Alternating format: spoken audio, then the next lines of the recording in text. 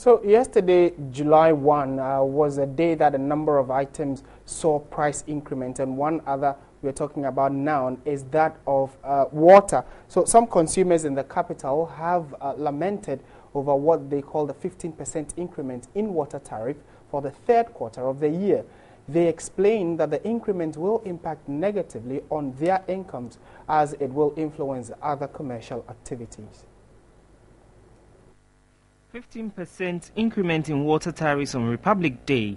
The Public Utilities Regulatory Commission explained with improvement in water supply and notable expansion in water infrastructure, it has decided to pass on its adjustment. Some residents in Accra are worried the increment may pass on to other commercial areas, which will result in a higher cost of living considering the current economic challenges. Because of the increment, at first a bucket of water might cost 50 pesos, but now as the increase, it will increase to either 1 cedi or 1 cedi 10 pesos. It's going to cause a lot of problems for us. For us, we contribute in the house. We're in a compound house. We contribute and pay. So definitely they might just inflate it for us, like the landlord. It will reduce the money in our pocket. A Washington Bay manager lamented their cost of providing service will go up, which will reduce their profit margin.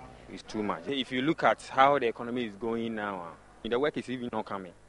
And he said you are going to increase it again. Even they increase it there, how they have increased the thing is not good. But you can't say because they have increased it, you are going to increase it right now. These consumers observe that the 15% increment was on a higher side. And to find out what this increment means for the Ghana Water Company, we're joined on the line by its head of communications, or the communications manager for Ghana Water Company, Stanley Marte. Good afternoon, sir. Thank you very much for joining us. Good afternoon, Martin. How are you doing? Hello, Mr. Marte. Yes, Martin. I can Great. hear you. I am sure that 15% is marginal enough for your job that you do, because over the years you've cried for more, and now you've been given 15%. That is good news, no? Not at all. And let me just do this analysis so that maybe yourself and that of consumers can also make some inference themselves. Okay, now energy alone takes 42% of our operational cost. Okay, and takes close to 45% of our revenue, of our income. Okay, so if that one alone goes into energy, and now energy is being given 52%, okay, 15% of course may not be enough. You understand? Okay. And sometimes when we talk about percentages when it comes to water tariffs, it looks big, but if you go to real terms, you realize that it is insignificant.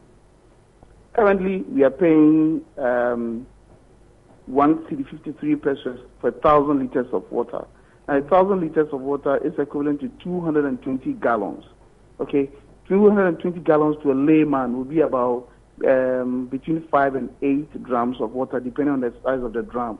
So if 8 drams of water will cost less than 2 cedis, okay, 15% is what? Insignificant. You understand? So I want consumers to appreciate when the percentages are mentioned, that they look big, but they are insignificant. I mean, they do not help us in any way. Now, if energy alone is taking 44 to 45% of our income, and they are taking 52%, it means that we are our energy cost is going to increase close to 60-65% of our revenue. So how are we going to use the rest in managing our operations and serving the general public and serving them well?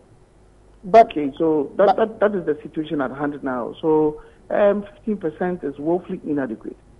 But so technically, how much, in terms of percentages, would you have asked for, or did you ask for? We are going to have a major review of the tariffs this year, and so we are doing our proposals.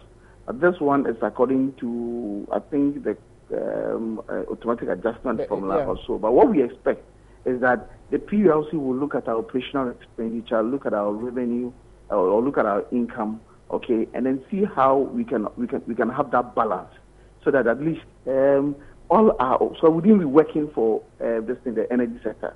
Because the whole thing, if you look at the situation now, it means that we will work and then we'll have to just pay ECG.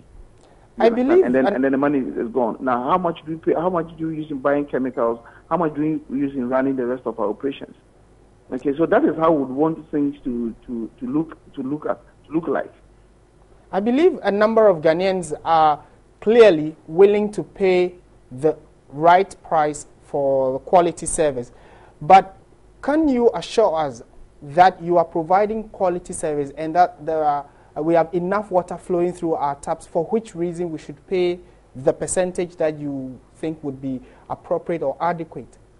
Yeah, Martin, that is fine. In times past, we have argued on this situation, whether consumers pay realistically so that we are able to get enough revenue to pay, to run our operations and to pay off our loans and all that. And compared to we giving good services before payment. But as I speak with you now, there has been you have enough water in the system. For instance, if you look at Greater Accra, okay, we are almost bridging. We have bridged the gap, and we have excess of about 2 million gallons of water daily. Okay, so water now is flowing in the city of Accra, and not only in Accra, but throughout the country. Almost every region has enough water. There may be challenges in, let's say, the western region, and that is as a result of Galamsey operations. But we are doing all we can to provide them with very good and reliable services. Okay, so we are doing our best, and we expect that we should get enough tariffs so that we can be paying off our loans and investing back into the system. Now, with the new government directive, we are supposed to be paying off our loans. Now, government is not taking up those loans. So if you look at the new treatment plant at Bong, we have had to work and to pay the loan. Now, if we are selling water at 1,000 liters per less than 2 Ghana cedis, when are we going to gather over $300 million to pay for that project? Operations. Okay. Meanwhile, energy is taking close to 50% of our operational costs. Right. And our revenue. So how are we going to manage this?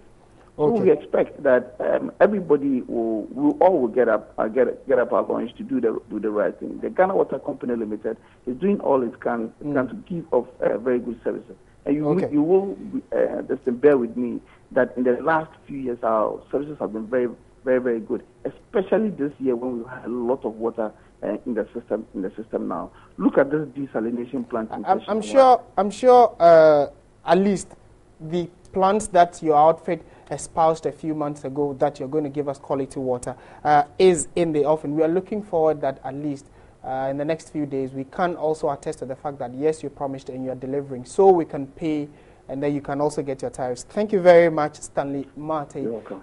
He is the communications manager for the Ghana Water Company Limited.